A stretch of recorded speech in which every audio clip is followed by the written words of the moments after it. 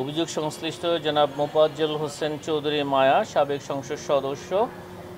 চাঁদপুর ২ কর্তৃক ক্ষমতার অপব্যবহারের মাধ্যমে অসাধু উপায়ে জ্ঞাত আয়ের উৎসের সাথে অসঙ্গতিপূর্ণ ১,৮২,০০,০০০ টাকারও বেশি মূল্যের সম্পদ অর্জন এবং ভোগ দখলে রাখা এবং নিজ নামে ১৬টি ব্যাংক হিসাবে অসাধু উপায়ে অর্জিত অর্থ ২৫৫,২৫,০০,০০০ টাকার বেশি জমা এবং ২৫৫,১২,০০,০০০ টাকারও বেশি অর্থ লেনদেন করে অস্বাভাবিক ও সন্দেহজনক লেনদেনের মাধ্যমে মানি লন্ডারিংয়ের অপরাধ সংগঠিত করায় তার বিরুদ্ধে দুর্নীতি দমন কমিশন আইন ২০০৪,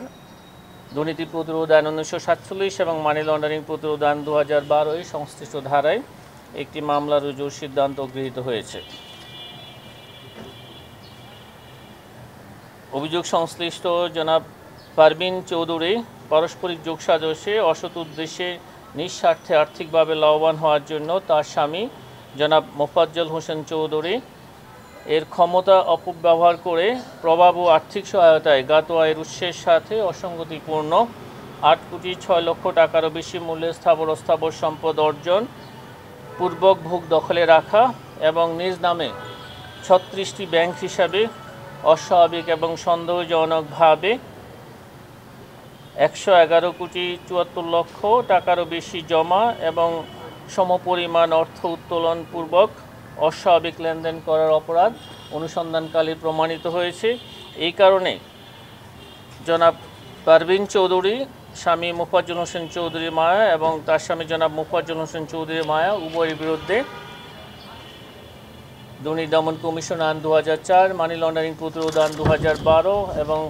দণ্ডবিধির ১০৯ ধারায় আরও একটি মামলা রুজুর সিদ্ধান্ত গৃহীত হয়েছে। ৪ গুণ শক্তিশালী এনজাইম ও অধিক ফেনা সমৃদ্ধ অরিক্স সিলভার ওয়াশ মাত্র ৭০ টাকায়। পরস্পর যোগসাজশে সরকারি ক্ষমতার অপব্যবহার করে নিজে লাভবান এবং অন্যকে লাভবান করার অসৎ উদ্দেশ্যে rolling stock operations improvement project of Bangladesh railway শীর্ষক প্রকল্পের অধীনে ১২৫টি লাগেজ ভ্যান ক্রয় প্রকল্পে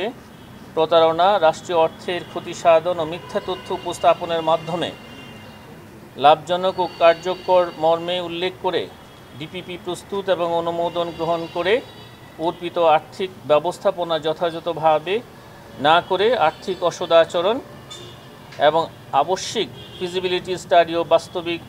বাজার চাহিদা, উপযোগিতা, লজিস্টিক্স প্রতিবন্ধকতা যথাযথভাবে যাচাই না করে রাষ্ট্রের আর্থিক ক্ষতি সাধনের লক্ষ্যে বাংলাদেশের রেল অবকাঠামোতে প্রয়োজন না থাকা সত্ত্বেও উদ্দেশ্যপ্রণোদিতভাবে লাগেজ ভ্যান ক্রয় করে অপরাধমূলক বিশ্বাস ভঙ্গ করত রাষ্ট্রীয় ৩৫৮ কোটি টাকার আর্থিক ক্ষতি সাধনের অপরাধে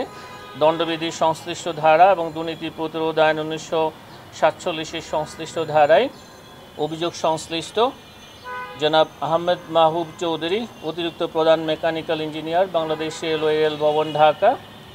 জনাব মৃণাল কান্তি বণিক, পরিচালক, বাংলাদেশ রেলওয়ে রেল ভবন ঢাকা সহ মোট ৬ জনের বিরুদ্ধে মামলা রুজুর সিদ্ধান্ত গৃহীত হয়েছে এবং ইতিমধ্যে এই মামলাটি রুজু হয়েছে। আপনাদেরকে অনেক ধন্যবাদ।